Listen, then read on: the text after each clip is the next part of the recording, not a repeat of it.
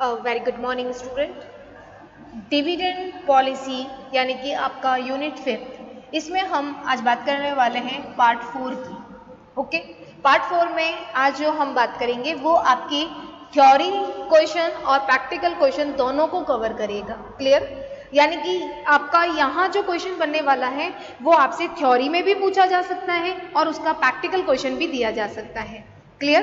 तो ये आप कह सकते हैं डिविडेंड पॉलिसी का इम्पॉर्टेंट पार्ट है, जिसमें हम बात करेंगे कि क्या इम्पॉर्टेंट मॉडल है डिविडेंड पॉलिसी के, उसके बारे में। तो डिविडेंड मॉडल जो होंगे वो डिविडेंड पॉलिसी के, वो आपको थ्योरी में भी पूछा जा सकता है कि explain the dividend policy models, या फिर आपसे पूछा जा सकता है कि आपको क्वेश्चन दे सकते हैं कि इस मॉडल का जो क्वेश्चन है उसको सॉल्व करिए। तो इसके लिए आपको फॉर्मूले याद होने चाहिए, साथ ही साथ कंसेप्ट क्लियर होना चाहिए कि ये डिविडेंड पॉलिसी आपको क्या कह रही है।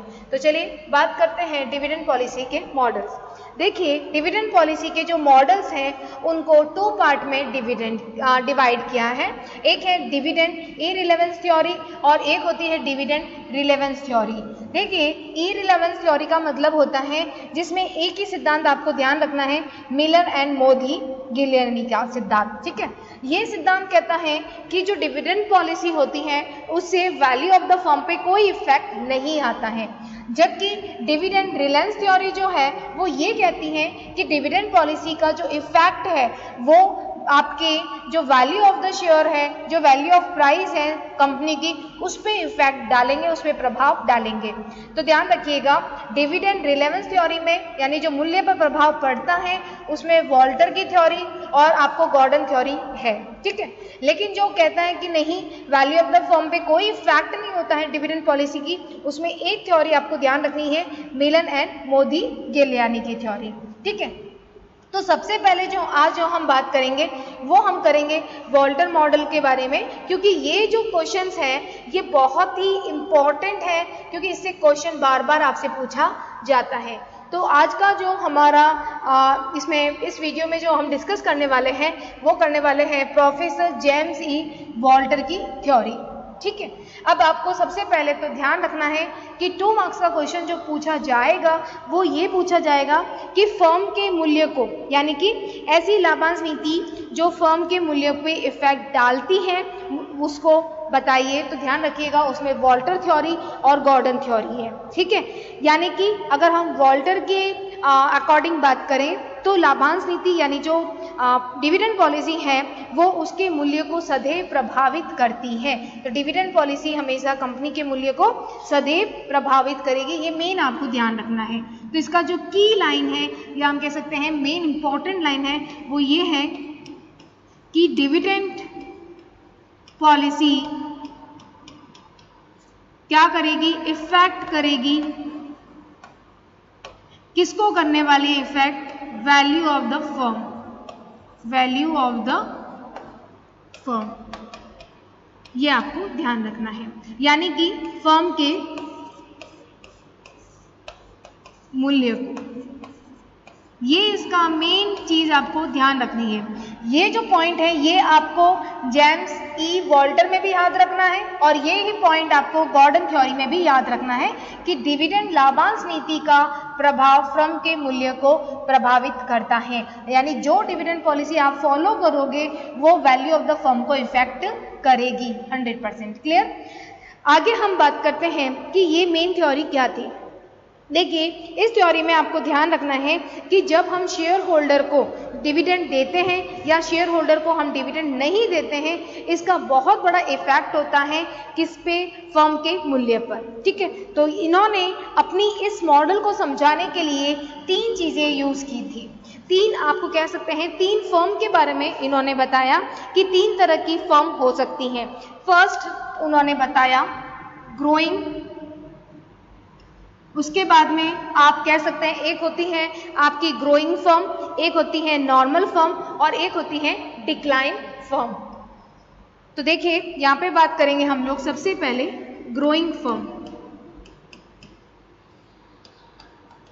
ग्रोइंग फर्म को कहते हैं जिसका विकास अभी होना है, जिसे हम क्या कहेंगे, विकासशील।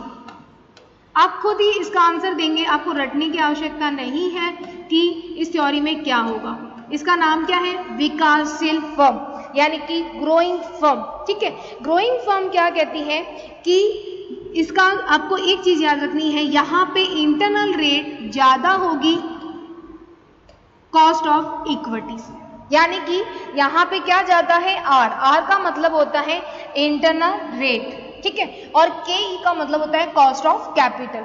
तो याद रखिएगा आर ज्यादा है, के ई कम है, यानी कि इस फर्म में जो आप कह सकते हैं कि जो आपकी जो रिटर्न अर्निंग है उसको इन्वेस्ट करेंगे तो ज्यादा हमको बेनिफिट हो रहा है। ठीक है, तो यहाँ पे कंपनी क्या करेगी, अब देखिए ग्रोइंग फर्म है, उसको अभी तक डेवलपमेंट करना है, और प्रीवियस वीडियो में हमने फैक्टर के बारे में स्टडी की थी कि जो फर्म को अभी डेवलपमेंट करना होता है वो अपने प्रॉफिट का अधिकांश भाग किसके रूप में रखती है, रिजर्व के रूप में, और वो डिविडेंड कम देती है। ठीक है, तो यहाँ पे ग्रोइंग फर्म है, उसे विकास अभी करना है, तो ध्यान रखिएगा यहाँ पे जो डिविडेंड पे आउट जो रेशियो होगा, डिविडेंड पे आउट रेशियो का मतलब क्या होता है कि डिविडेंड कितना देगा, वो अगर जितना कम होगा या जीरो होगा उतना ज़्यादा फर्म की वैल्यू जो होगी, वैल्यू ऑफ द फर्म,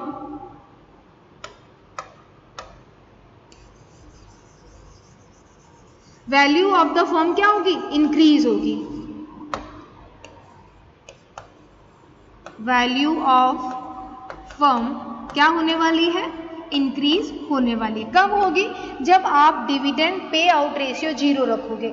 याद रहना चाहिए, रटना नहीं है, ग्रोइंग फर्म है जिसे विकास करना अभी बाकी है, तो वो अपने प्रॉफिट का ज़्यादा भाग रिजर्व के रूप में रखेगी, क्योंकि उसका आर जो रिटर्न अर्निंग है वो, सॉरी जो आप कह सकते हैं रेट ऑफ रिटर्न है वो ज़्यादा है। ठीक है, comparison of cost of capital कम है यहाँ पे। तो डिविडेंड पे आउट रेशियो जब जीरो होगा तब वैल्यू ऑफ द फर्म क्या होगी, बहुत हायर होगी, बहुत ज़्यादा होगी। क्लियर है। सेकंड उन्होंने बताई अपनी फर्म के बारे में, वो फर्म है नॉर्मल फर्म। कौन सी है, नॉर्मल।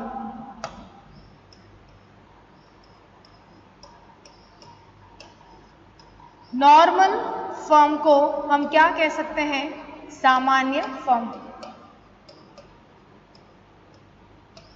देखिए इस फर्म में क्या होगा, इसमें होगा आर बराबर के ई, आर बराबर के ई। अब चाहे फर्म यहाँ पर डिविडेंड दे, चाहे फर्म रिटर्न अर्निंग के रूप में रखे, उसके जो फर्म का वैल्यू रहेगा वो एक जैसा रहेगा। ठीक है, यानी कि यहाँ पे आप कह सकते हैं आर बराबर के ही है।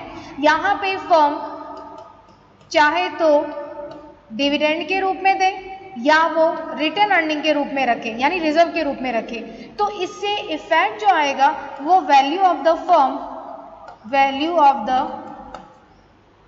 फर्म वो स्टेबल ही रहेगा, एक जैसा ही रहेगा, एक जैसा ही वैल्यू आने वाली है। ठीक, यानी वो संस्था के ऊपर डिपेंड करेगा कि वो डिविडेंड दे या रिजर्व के रूप में दे।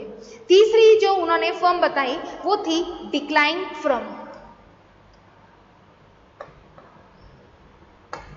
तीसरी उन्होंने कौन सी फर्म बताई, डिक्लाइन, यानी कह सकते हैं अविकासशील संस्था। डिक्लाइन फर्म का हम कह सकते हैं बहुत ही इंपॉर्टेंट है ये भी, इसे कहते हैं अविकासशील संस्था, जिसका विकास हो चुका है, अविकासशील कह दीजिए। ठीक है, या जिसका आप कह सकते हैं विकास हो चुका है, ऐसी संस्था। ठीक है, तो यानी कि अविकासशील संस्था कौन सी संस्था हो गई है, जिसमें कह सकते हैं जिसका विकास हो चुका है। ठीक है, तो वहां पे बिल्कुल फर्स्ट की ऑपोजिट हो जाएगा, ध्यान रखना फर्स्ट का ऑपोजिट है थर्ड। ठीक है, तो यहाँ पे आपकी आर कम है और के ई ज्यादा है। क्लियर है, तो यानी कॉस्ट ऑफ कैपिटल आपकी ज्यादा आ रही है, किसके कंपैरिजन में, आर से ज्यादा आ रही है। ठीक है, तो यानी कि कॉस्ट ऑफ कैपिटल जितना ही नहीं मिल रहा है रिटर्न अर्निंग का। ठीक है, तो यहाँ पे कंपनी क्या करेगी, जो कंपनी का डिविडेंड पे आउट रेशियो होगा वो आपका 100% देने पर, यानी कि अगर आप 100% डिविडेंड दे दोगे तब कंपनी का वैल्यू ऑफ फर्म बहुत ज़्यादा इंक्रीज होगा। वैल्यू ऑफ फर्म वो इंक्रीज होगा। देखिए फर्स्ट कंडीशन और सेकंड कंडीशन आपस में कह सकते हैं ऑपोजिट है। क्लियर है? तो ध्यान रखिएगा। फर्स्ट वापस देख लेते हैं, ये बहुत इंपॉर्टेंट है, प्रैक्टिकल क्वेश्चन इसी पे डिपेंड करता है। इससे अगर आपको ये चीज क्लियर है तो आप अपना आंसर बिल्कुल क्लियर निकाल सकते हैं। देखिए अगर ग्रोइंग फर्म है जिसे अभी विकास करना है तो वो फर्म क्या करेगी, और उसकी रिटर्न अर्निंग भी ज्यादा आ रही है, रिटर्न अर्निंग ज्यादा आ रही है मतलब कॉस्ट ऑफ कैपिटल से बहुत ज्यादा रिटर्न अर्निंग है, तो डिविडेंड यहाँ पे वो अगर कम देगी या जीरो देगी, जब जीरो कंडीशन देगी तो वैल्यू ऑफ द फर्म बहुत ज्यादा होगा। ठीक है, यानी फॉर एग्जाम्पल मैं अगर आपको बताऊं कि जैसे डिविडेंड पे आउट रेशियो ये कंपनी 20% देती है, ठीक है, वैल्यू ऑफ द फर्म उसकी थोड़ी बढ़ेगी। आप कह सकते हैं जीरो देगी तब थोड़ी बहुत सबसे ज्यादा हाई बढ़ेगा, हाई लेवल पे बढ़ेगा कब, जब जीरो होगा। लेकिन अगर 20% होगा तो आप कह सकते हैं थोड़ा वैल्यू ऑफ द फर्म बढ़ेगा बट थोड़ा कम बढ़ेगा जीरो के कंपैरिजन में। अगर कंपनी यहाँ पे 60% डिविडेंड देती है अपनी कंपनी को, 100 में से 60% डिविडेंड, तो इसकी वैल्यू ऑफ द फर्म बहुत कम हो जाएगी। ठीक है, तो ये आपको चीज है वो बिल्कुल क्लियर समझ में आना जरूरी है। सामान्य फर्म को तो देखिए अगर कंपनी नॉर्मल, नाम ही नॉर्मल है, यहाँ पे आर बराबर के ई है। आर का मतलब क्या हो गया कि जो आप कह सकते हैं रिटर्न आ रहा है, ठीक है, उस वो आपका कॉस्ट ऑफ कैपिटल के इक्वल है। ठीक है, यानी कि internal rate of return cost of capital के बराबर है। यहाँ पे फर्म चाहे डिविडेंड दे चाहे रिजर्व के रूप में रखे, उसकी वैल्यू स्टेबल रहेगी। ठीक है, तो यहाँ मैं आपके लिख के दे देती हूँ कि आर का मीन्स क्या होता है। आर का मतलब होता है internal rate of return, internal rate of return. ठीक है, और के ई का मतलब होता है, के डिनोट कर रहा है कॉस्ट ऑफ कैपिटल और ई किससे बता रहा है, इक्विटी का। ठीक है, कॉस्ट ऑफ कैपिटल, ये आपको पता होना चाहिए। अब यहाँ पे अविकासशील संस्था है, ये नहीं सोचना कि अविकसित। अविकासशील का मतलब क्या होता है, विकासशील का मतलब होता है ग्रोइंग, और अविकासशील का मतलब होता है डिक्लाइन फर्म, जिनका डेवलपमेंट हो रखा है ऐसी संस्था। तो वहां पे संस्था पे आउट अगर डिविडेंड ज्यादा देगी तो वैल्यू ऑफ फर्म ज्यादा होगी। लेकिन अगर इस कंडीशन में संस्था, यहाँ पे अगर संस्था ये करे कि यहाँ पे डिविडेंड पे आउट 100% न देकर अगर संस्था यहाँ पे 0 दे देती है तो ध्यान रखिएगा value of the firm company का डाउन हो जाएगा। अगर संस्था ने डिविडेंड यहाँ पे अगर 0 दे दिया तो संस्था का वैल्यू ऑफ द फर्म क्या हो जाएगा, डाउन हो जाएगा। क्यों? क्योंकि कंडीशन क्या है कि यहाँ पे डिविडेंड ज्यादा देना, 100% दोगे तो आपका वैल्यू ऑफ द फर्म क्या हो जाएगा, ज्यादा होगा। ठीक है, तो ये मेन 3 फर्म बताई थी वॉल्टर ने, ये आपको क्लियर समझ में आना जरूरी है। अब बात करते हैं इसके एजम्पशन की। देखिए अब हम जो बात करेंगे वो इसके एजम्पशन की करने वाले हैं, क्योंकि आप जानते हैं जब भी कोई थ्योरी होती है और उसकी अगर हम मान्यताएं नहीं पढ़ते हैं तो तब तक हम कह सकते हैं कि वो कंप्लीट नहीं होते हैं। तो हर सिद्धांत की कोई ना कोई क्या होती है, एजम्पशन होती है, कुछ ना कुछ मान्यता होती है। क्लियर है? एजम्पशन मीन्स मान्यता। ठीक है, अब ध्यान रखिएगा इसमें वॉल्टर की जो एजम्पशन है वो ये मानते थे कि जो फर्म है वो फर्म आप कह सकते हैं कि अपनी सारी नई कैपिटल का अरेंजमेंट है वो रिटेन अर्निंग से कर रही है। यानी न्यू कैपिटल अरेंज किससे कर रही है, new capital arrange retain earning से कर रही है, रिटेन अर्निंग से कर रही है। ठीक है, यानी कि प्रतिधारित अर्जन कह सकते हैं, रिटेन अर्निंग से कर रही है। यानी कि ये क्या नहीं कर रही है, ये शेयर डिबेंचर को इश्यू जो है वो नहीं कर रही है, क्योंकि न्यू कैपिटल का अरेंजमेंट किससे किया जा रहा है, रिटेन अर्निंग से। तो ये आपको ध्यान रखना है। ठीक है, साथ ही साथ वॉल्टर ने ये बताया कि यहाँ पे कोई भी टैक्स नहीं है, यानी कि नो टैक्स। ये आपको ध्यान रखना है। कैसा रहेगा कि यहाँ पे टैक्स को इन्होंने नहीं माना है। ठीक है, तो नो टैक्स, कर नहीं होगा। थर्ड इन्होंने कहा जो कंपनी की एज रहेगी, जो कंपनी का आयु रहेगा वो परपेचुअल रहेगा यानी कि दीर्घकाल रहेगा। तो कंपनी की आयु क्या बताई है?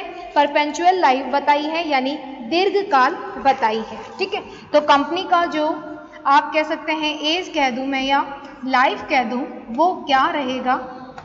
दीर्घकाल रहेगा। ठीक है, परपेचुअल लाइफ यानी कि दीर्घकाल आयु।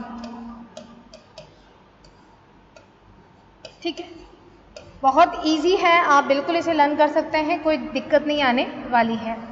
ठीक है, इन्होंने कहा कि जो आर है, आर एंड आर मीन्स क्या हो गया? Internal rate of return. आपको पूरा लिखना है एग्जाम में, internal rate of return R and K E is a constant. क्या रहेंगे? स्थिर रहेंगे। कांस्टेंट यानी कि आर कह सकते हैं आंतरिक प्रत्याय दर और पूंजी की लागत स्थिर रहती है फर्म में। ठीक है, और क्या हो सकता है? एक मेन इन्होंने बताया था कि जो भी आर और कैपिटल, ये तो मैंने आपको बता दिया, रिटेन रहता है। साथ ही इन्होंने एक इम्पॉर्टेंट कह सकते हैं कि बताया कि EPS and DPS remain constant. EPS का मतलब क्या होता है? Earning per share, and DPS का मतलब होता है डिविडेंड पर शेयर। ये दोनों ही क्या है? कांस्टेंट है, स्थिर है। ठीक है, साथ ही साथ मेन है इन्होंने बताया एक 6 हम बात कर लेते हैं 6 एजम्पशन की, वो है मार्केट। तो उन्होंने बाजार को माना है परफेक्ट मार्केट। परफेक्ट मार्केट जो आपने बीकॉम फर्स्ट ईयर में पढ़ा होगा, पूर्णतः बाजार। ठीक है, तो ये आप कह सकते हैं इंपॉर्टेंट कह सकते हैं इसकी एजम्पशन है वॉल्टर की। साथ ही साथ ध्यान रखिएगा कि कंपनी अपने जितने भी लाभ है या कह सकते हैं लाभांश के रूप में या तो वो इमीडिएटली डिस्ट्रीब्यूट कर देगी या कंपनी उसे आप कह सकते हैं री इन्वेस्टमेंट कर देगी। तो ये आपको ध्यान रखना है। तो इन्वेस्टमेंट का क्या माना है इन्होंने कि कंपनी अपने प्रॉफिट को या तो क्या करेगी, जब भी डिविडेंड देगी तो तत्काल उसका डिस्ट्रीब्यूशन कर देगी डिविडेंड के रूप में, या फिर इमीडिएटली उसे क्या कर दिया जाएगा? री इन्वेस्टमेंट कर दिया जाएगा। ये 7 एंड लास्ट इसकी एजम्पशन है। ठीक है, क्या कह रहा है कि इमीडिएटली यानी तुरंत ही क्या कर दिया जाएगा? इमीडिएटली क्या किया जाएगा? इमीडिएटली या तो री इन्वेस्टमेंट कर देंगे, हमारे जो प्रॉफिट अगर हमने एज अ रिजर्व के रूप में रखा है तो इसे री इन्वेस्टमेंट कर दिया जाएगा, या फिर ध्यान रखिएगा इसे इमीडिएटली यानी तुरंत ही डिविडेंड के रूप में डिक्लेयर कर दिया जाएगा, तुरंत ही डिविडेंड के रूप में डिस्ट्रीब्यूट कर दिया जाएगा, उसका वितरण कर दिया जाएगा। ठीक है, यानी डिस्ट्रीब्यूशन का मतलब क्या हो गया? डिविडेंड का तुरंत वितरण कर दिया जाएगा। री इन्वेस्टमेंट का मतलब क्या होता है? पुनः विनियोजन है वो कर दिया जाएगा। क्लियर है? पुनः विनियोजन। तो ये अजम्पशन है जो आपको लर्न करनी है। सबसे पहला, न्यू कैपिटल नई पूंजी की व्यवस्था कंपनी प्रतिधारित अर्जन से ही करेगी, वो कोई भी शेयर डिबेंचर इश्यू नहीं करने वाली है। First assumption. सेकंड, इन्होंने कहा नो टैक्स, कोई भी कर नहीं होगा। कंपनी की जो आयु है वो परपेचुअल लाइफ दीर्घकाल आयु होगी। फोर्थ है कि आर यानी internal rate of return and cost of equity जो कैपिटल रहेगा वो कांस्टेंट रहेगा, स्थिर रहेगा। ईपीएस एंड डीपीएस कांस्टेंट रहेंगे यानी अर्निंग पर शेयर और डिविडेंड पर शेयर क्या रहेंगे? स्थिर रहेंगे। और मार्केट परफेक्ट मार्केट बताया गया है, और इमीडिएटली जब भी प्रॉफिट होगा उसका क्या कर देगा? या तो री इन्वेस्टमेंट के रूप में या हम डिविडेंड के रूप में उसका डिस्ट्रीब्यूशन कर देंगे तुरंत ही। तो ये इंपॉर्टेंट आपको याद रखना है। अब देखिए ये जो थ्योरी है, हमने बात की इसके कंसेप्ट की, एजम्पशन की। अब देखिए जब भी कोई थ्योरी आती है तो उसकी कुछ ना कुछ क्या होती हैं? आलोचनाएं होती हैं, उसको क्रिटिसिज्म उसका होता ही होता है। तो इसका मेन क्या हो गया? क्रिटिसिज्म। तो यहाँ आपको क्रिटिसिज्म लिखेंगे, आलोचना लिखेंगे, तो आपका आंसर जो थ्योरी का होगा वो कंप्लीट होगा। ठीक है, क्रिटिसिज्म ऑफ वॉल्टर मॉडल।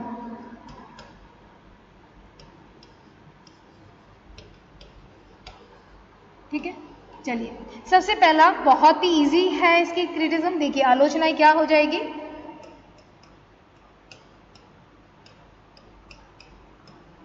सबसे मेन है नो एक्सटर्नल फाइनेंसिंग। ये कह रहा था कि हम बाहर से अरेंजमेंट नहीं करेंगे, हम अपनी नई कैपिटल का अरेंजमेंट रिटेन अर्निंग से करने वाले हैं। तो नो एक्सटर्नल फाइनेंसिंग, क्या कभी कोई कंपनी सिर्फ अपना नई कैपिटल का अरेंजमेंट रिटेन अर्निंग से करती है? ऐसा नहीं पॉसिबल है, ठीक है। उसे अपने शेयर डिबेंचर का यूज या कह सकते हैं शेयर डिबेंचर से पैसा लेकर बिजनेस में लगाना ऐसा होता है। इसलिए वॉल्टर की ये जो कह सकते हैं मान्यता थी, मान्यता क्या थी कि हम जो भी अरेंजमेंट है न्यू कैपिटल का, क्या थी मान्यता, देखिए हमने यहाँ पे डिस्कस किया था, new capital arrange by retain earning, no issue of share and debenture. तो यहाँ पे क्रिटिसाइज किया गया कि यहाँ पे आप एक्सटर्नल सोर्सेस यानी कि बाह्य वित्तीयन का यूज नहीं कर रहे हैं, जो कि नहीं होता है प्रैक्टिकल रूप से, ठीक है। बाह्य वित्तीयन नहीं, तो ऐसा नहीं होता है। यानी प्रोफेसर वाल्टर की सबसे इंपॉर्टेंट कह सकते हैं मान्यता ये थी, लेकिन इसको क्रिटिसाइज किया गया कि सिर्फ फाइनेंस का अरेंजमेंट रिटेन अर्निंग से नहीं होता है, संस्था को डिबेंचर शेयर है उससे अरेंजमेंट करना ही होता है। सबसे सेकंड जो इंपॉर्टेंट है, ध्यान रखिएगा, इन्होंने कहा कि आर इज अ कांस्टेंट। क्या बताया? कांस्टेंट बताया था, किसको? आर को। तो ध्यान रखिएगा ये कांस्टेंट ऑफ आर, यानी कि आर का मीन्स मैंने आपको बता दिया इंटरनल रेट ऑफ रिटर्न यानी आंतरिक प्रत्याय दर। इसे क्या कहते हैं? Internal rate of return. इसे हिंदी में क्या कहेंगे? आंतरिक प्रत्याय दर। अब इन्होंने कहा कि आर क्या है? कांस्टेंट रहता है, लेकिन हम एक डायग्राम से देखिए इसे प्रूव करेंगे कि आर इन्वेस्टमेंट के साथ में जैसे जैसे इन्वेस्टमेंट बढ़ता है आर क्या हो जाता है? कम हो जाता है, ठीक है। इसका एक चीज आप याद रखिएगा, यहाँ मैं लिख देती हूँ आपके, कि जैसे जैसे आप विनियोग बढ़ाओगे इन जो आपका आर है वो कम हो जाएगा। अब देखिए कैसे। अब वैसे हम मानते हैं कि इन्होंने क्या बताया कि K इज अ कांस्टेंट बताया। चलिए हम यहाँ लिख देते हैं आपका K, ठीक है। इंटरनल रेट ऑफ रिटर्न यानी कि हम मानते हैं कि इंटरनल रेट ऑफ रिटर्न को इन्होंने क्या माना था? कांस्टेंट माना था, ठीक है। देखिए इस कंडीशन में हम यहाँ पे K E और मैं यहाँ के E और R को प्रेजेंट कर रही हूँ O Y पे, और O X पे हमारा हो जाएगा इन्वेस्टमेंट यानी विनियोग, ठीक है। अब इन्होंने बताया तीन कंडीशन, उन्होंने बताया कि तीन तरह की फर्म होती है। कैसे फर्म होती है? कि भाई एक तो क्या होता है, R ज्यादा होता है के E से। तो आपने देखा होगा ये आपकी किसकी लाइन है? देखिए ये किसकी लाइन है? ये है K की, ठीक है, और R की ये लाइन है। तो R ज्यादा है तो ये कंडीशन बताई उन्होंने। एक कंडीशन क्या बताई? एक कंडीशन बताई R बराबर होता है के E के, बिल्कुल R और के E बराबर है। एक इन्होंने क्या कंडीशन बताई कि R जो है वो कम है के E से। तो देखिए K ऊपर आ रहा है लाइन और R कहाँ आ रही है? नीचे आ रही है, ठीक है। इन्होंने ये तीन तरह की फर्म बताई अपने बिजनेस में। लेकिन आपने एक चीज नोट की होगी कि जैसे जैसे इन्वेस्टमेंट क्या हो रहा है? बढ़ता जा रहा है, यहाँ इन्वेस्टमेंट बढ़ता जा रहा है, तो जो आर है वो धीरे धीरे क्या हो रही है? नीचे आ रही है, यानी कि कम हो रही है। तो हम विनियोग जैसे ही बढ़ाएंगे तो आर क्या हो जाएगी? कम हो जाएगी। इसीलिए ये जो मान्यता थी कांस्टेंट ऑफ आर, ये फैक्ट नहीं है, यानी जैसे जैसे इन्वेस्टमेंट बढ़ेगा आर बढ़ता जाएगा, ठीक है। तो यानी कि अगर इन्वेस्टमेंट 1 है तो आर ज़्यादा है, इन्वेस्टमेंट 2, 3, 5, अगर 5 इन्वेस्टमेंट करते हो आप 5 रुपए का, तो आप देखिए आर क्या आ जाएगा? नीचे की तरफ आ रहा है। तो यानी कि इन्वेस्टमेंट जैसे बढ़ेगा आर भी क्या हो जाएगा? कम होता जाएगा। तो ये मान्यता इसकी गलत है, ठीक है। साथ ही इन्होंने बताया तीसरी इसकी जो क्रिटिसाइज किया गया वो ये था कांस्टेंट ऑफ के ई, यानी कि कॉस्ट ऑफ कैपिटल को इन्होंने स्थिर मान लिया, ठीक है। लेकिन वास्तव में ऐसा कभी नहीं होता है कि पूंजी की लागत में स्थिरता होती है, ठीक है।